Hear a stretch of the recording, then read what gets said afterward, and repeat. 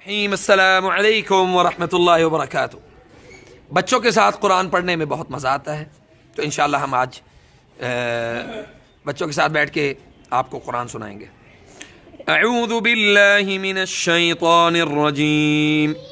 अम्मा यतसाअलून अनिन नबइल अज़ीम अल्लज़ी हुम फ़ीहि मुख्तलिफ़ून कल्ला सयअलमून थुम्म कल्ला सयअलमून अलम नजअलिल अर्ज़ मिहादा वल्जिबाल औतादा वखलक़नाकुम अज़वाजा वजअलना नौमकुम सुबाता वजअलना अल-लैल लिबासा वजअलना अन्नहार मआशा वबनैना फ़ौक़कुम सबअन शिदादा वजअलना सिराजा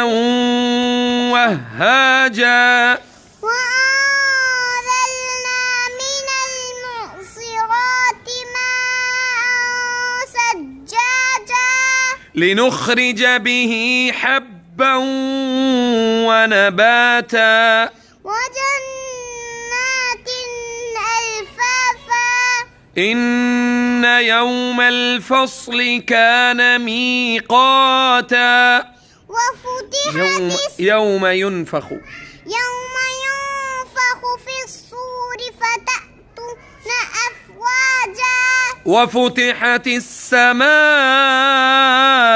فكانت أبوابا وسيرت الجبال فكانت سرابا إن جهنم كانت مرصادا للطاغين مآبا لابثين فيها أحقابا لا يذوقون فيها بردا ولا شرابا.